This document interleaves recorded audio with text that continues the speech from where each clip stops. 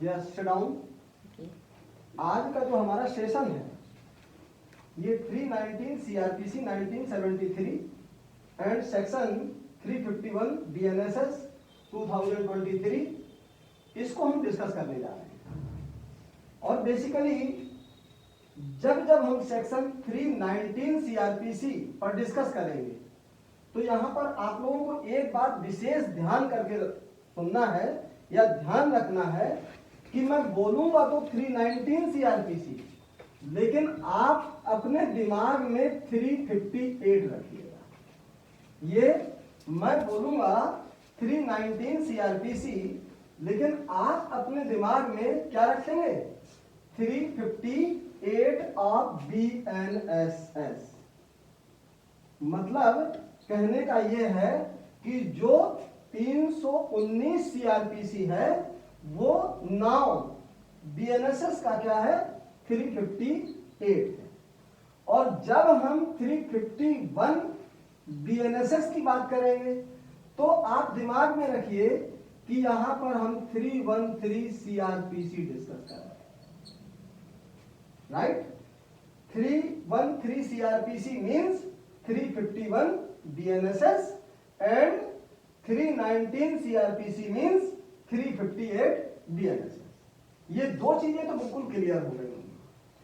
आज का जो हमारा सेशन है, सपोज करो किसी व्यक्ति के विरुद्ध किसी मुकदमे में उसका नाम नहीं है, ना तो एफआईआर में नाम है, ना कहीं चार्जशीट में नाम है, और ना कहीं पर कहीं से कहीं तक उस व्यक्ति का कोई लेना देना नहीं है, और अचानक से उसे कोर्ट सम्मन कर दे उस मुकदमे से जोड़ करके, एडिशनल एक्यूज बना करके। क्योंकि ये सेक्शन 319 जो है कोर्ट को एम्पावर करता है कि यदि किसी व्यक्ति के विरुद्ध जो कि उस मुकदमे में शामिल ही नहीं है डे वन से, या था लेकिन पुलिस ने अपनी इन्वेस्टिगेशन में उसको इन्वेस्टिगेशन से बाहर कर दिया, अगर कोर्ट को यह विश्वास होता है और कॉग्निजेंट जो एविडेंस मिलते हैं कोर्ट को, तो वो कोर्ट जो है क्या कर सकता है? क्या उसे एक्यूज बना सकता है सेम मुकदमे में? मतलब एडिशनल एक्यूज बना करके सम्मन कर सकता है या नहीं कर सकता है? ये एक बड़ा क्वेश्चन है, मेजर क्वेश्चन है। ऑफ कोर्स कर सकता है, लेकिन कब करेगा, किन परिस्थितियों में करेगा, इन सब चीजों पर हम आज जो है आज के सेशन पर डिस्कस करने वाले हैं। बेसिकली इसको एक क्राइम सीन बना लेते हैं, क्राइम सीन बना करके इसको समझने का प्रयास करते हैं। सपोज करो एक व्यक्ति है ए और 3 अन्य व्यक्ति हैं बी सी डी, ये 3 जो है अदर्स हैं। अब होता क्या है, इन तीनों ने एक प्लान बनाया इस व्यक्ति का ए का मर्डर करने का। क्या प्लान बनाया? ये बी सी डी जो 3 व्यक्ति हैं अदर्स, इन्होंने ये प्लान किया कि एनी हाउ इस व्यक्ति का ए का मर्डर करना है। अब इन लोगों ने एम्बस करके, एम्बस मतलब घात लगाई, पूरी प्लानिंग बनाई कि कब मर्डर करेंगे, क्या स्पॉट होगा, वो क्राइम स्पॉट क्या होगा हमारा, इसके घर में घुस के मर्डर करना है या कहीं पर हम ये इतने बजे से इतने बजे तक निकलता है तो रास्ते में इसका मर्डर करेंगे। तो कुल मिलाकर के इन तीनों ने प्लान बनाया और प्लानिंग इनकी जो है कामयाब हुई। इन्होंने एम्बस करके ऑन द वे कहीं पर जहां पे इन्होंने स्पॉट डिसाइड किया था उस स्पॉट पर जा करके इस व्यक्ति का मर्डर किया।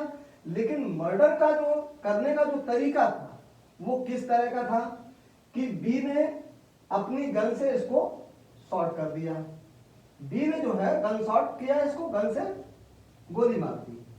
लेकिन सी ने कहा कि जब तुम इसको गोली मारोगे तो चिंता मत करना, हम तुम्हारे बिल्कुल कंधे से कंधा मिला करके साथ में खड़े हैं, कोई ऐसी वैसी स्थिति परिस्थिति होगी तो हम देख लेंगे।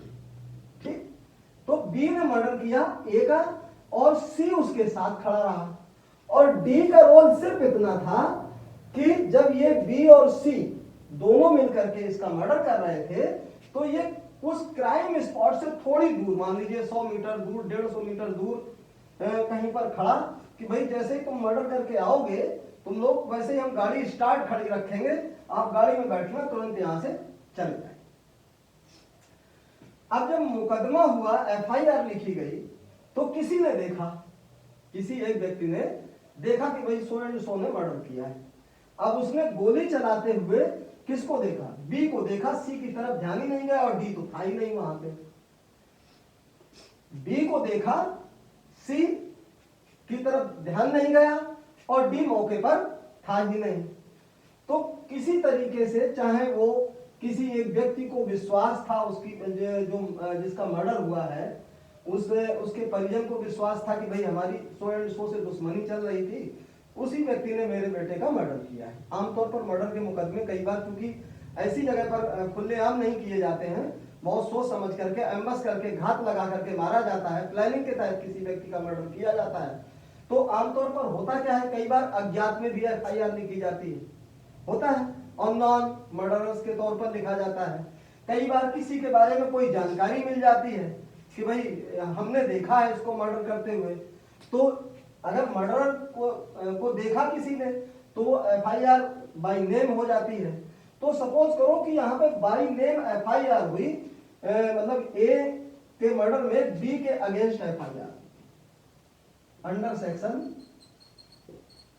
302 of IPC, now 101 of BNS,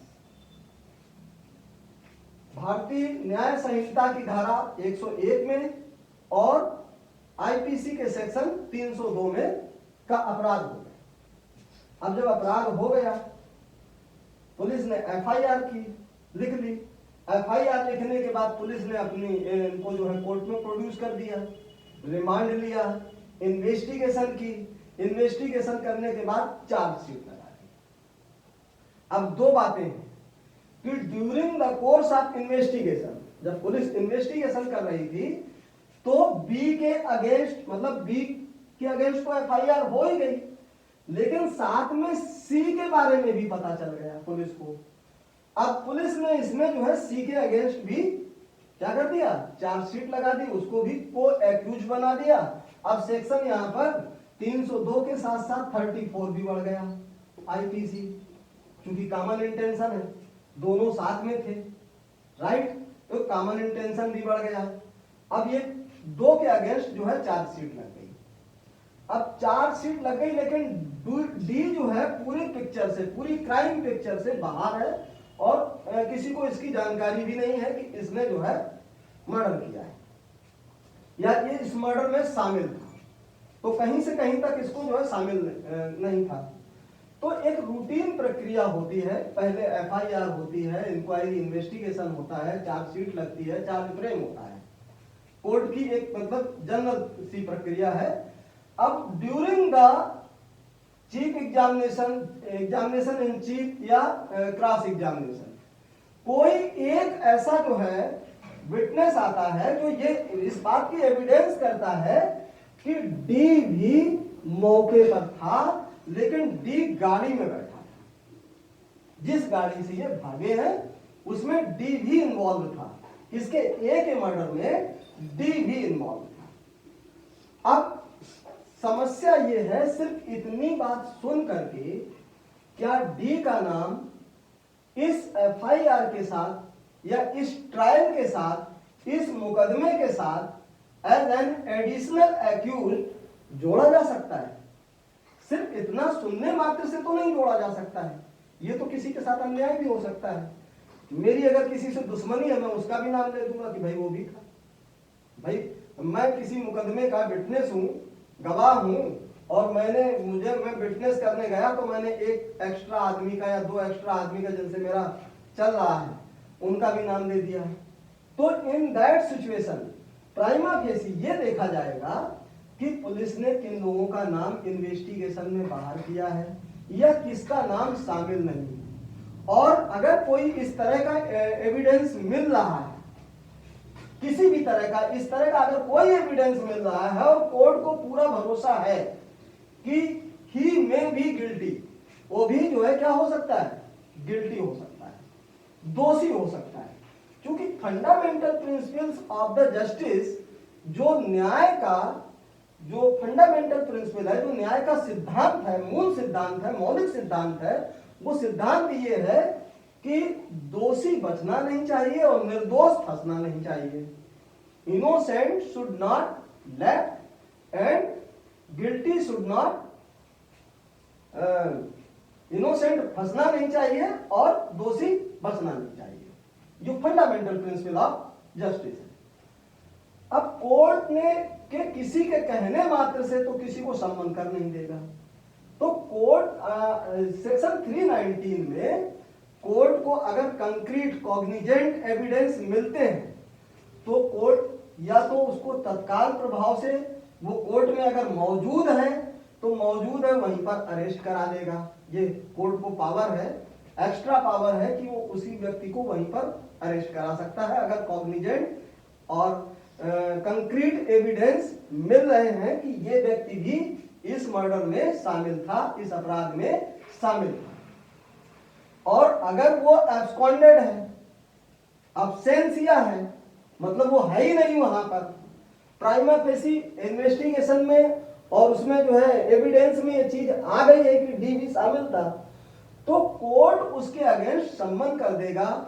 और कई बार नॉट ओनली सम्मन, ये भी कह सकता है कि भाई आप इस व्यक्ति को अरेस्ट करके कोर्ट के सामने प्रोड्यूस करो। लेकिन कोर्ट का भरोसा कितना होना चाहिए, अब कहीं ऐसा ना हो, कुछ लोगों ने कह दिया कि भाई ऐसा तो नहीं है कि जब अब तक इस व्यक्ति का नाम नहीं था, ट्रायल चल रहा था, 2 साल से पूरा ट्रायल हो चुका था, एग्जामिनेशन इन चीफ हो गया, क्रॉस एग्जामिनेशन हो गया और लगभग हम जो है कहां पे पहुंच रहे हैं, जजमेंट डे पर पहुंचने वाले हैं, लेकिन अभी जजमेंट हुआ नहीं है ना, बिफोर जजमेंट है हम।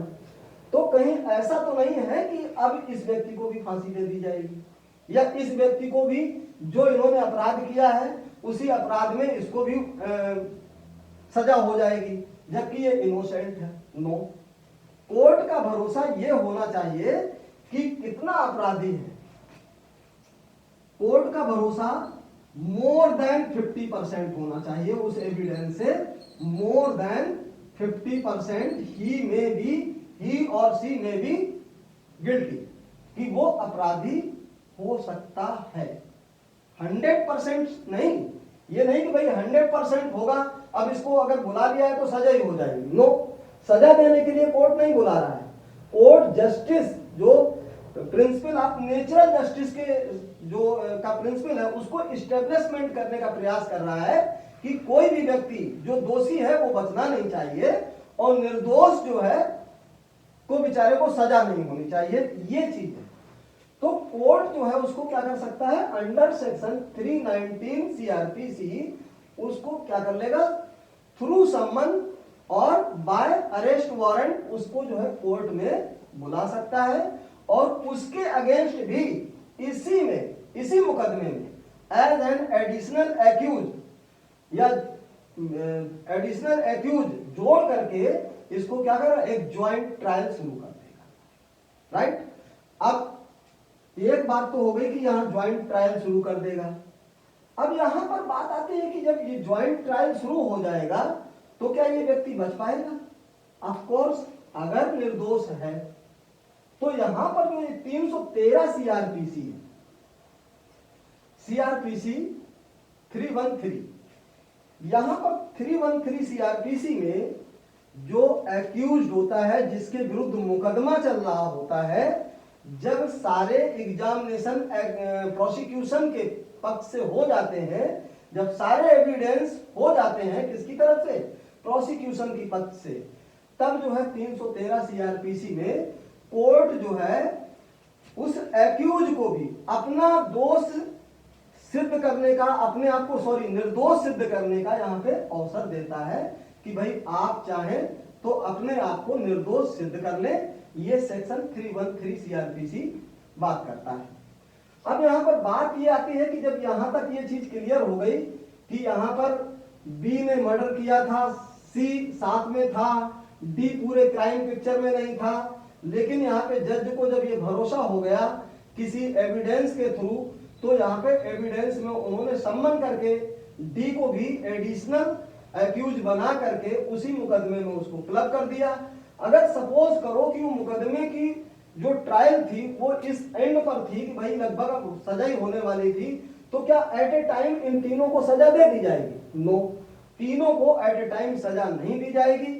यहां पर कोर्ट की प्रोसीडिंग फिर से एक बार रीस्टार्ट होगी, और रीस्टार्ट में क्या होगा कि जो भी विटनेस अब तक हुए थे उन सारे विटनेस को रीसम्मन किया जाएगा कि भाई सारे लोग आप आकर के एक बार री विटनेस करो, और वहां पर उनसे फिर क्वेश्चनिंग होगी कि जब ये व्यक्ति शामिल था इस अपराध में तो आप लोगों ने पहले क्यों नहीं बताया।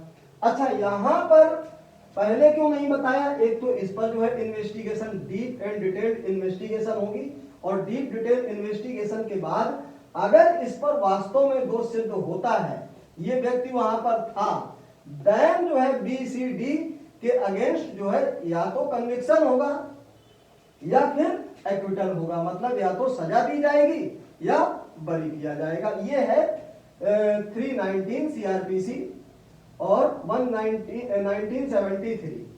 अब यहां पर हमने बताया था कि 358 क्या है। 358 जो है ये 319 को रिप्लेस करता है, बीएनएस में 319 को रिप्लेस करता है। यहां पर बात है, एक केस था Hardeep Singh versus state of Punjab और Sukhpal Singh versus state of Punjab. ये दो केस ऐसे हैं जिसमें Hardeep Singh versus state of Punjab 2014 का है, लैंडमार्क केस है सुप्रीम कोर्ट ऑफ इंडिया का। उसमें ऐसा ही कुछ हुआ था जो कि हम स्पेशली उसके लिए एक क्लास बनाएंगे, एक सेशन लेंगे Hardeep Singh versus state of Punjab में, कि basically Hardeep Singh versus state of Punjab में एक एक्यूज को छोड़ा गया था जो कि चार्जशीट में नहीं था, एफआईआर में नहीं था, लेकिन बाद में सुप्रीम कोर्ट ऑफ इंडिया ने उसको एडिशनल जो है जोड़ा, लेकिन साथ में एक गाइडलाइन भी दी थी कि at a time during the trial या during the course of trial, during the investigation, during the inquiry, अगर किसी थर्ड पर्सन का नाम आता है जो अब्सेंस है तो उसको एडिशनल या को एक्यूज बनाया जा सकता है। Court has the right to make him को एक्यूज। अदरवाइज अगर किसी में डिसीजन हो गया है एक बार, देन आप नहीं बना सकते हैं। अगर पता चला कि भाई आपने पूरी सुनवाई कर दी, on the date of judgement day के दिन आपको पता चलता है कि इसमें रामलाल भी शामिल था, तो क्या रामलाल को एट ए टाइम पनिशमेंट कर देंगे? नहीं कर सकते हैं, जो कि इस डेडलाइन को पार किया था Sukhpal Singh versus state of Punjab के केस में, जो कि हम नेक्स्ट सेशन में Hardeep Singh versus state of Punjab and Sukhpal Singh versus state of Punjab दोनों के केस को एक साथ डिस्कस करेंगे। अगर ये आप लोगों को जानकारी अच्छी लगी हो और ये वीडियो अच्छा लगे तो please like, subscribe and share.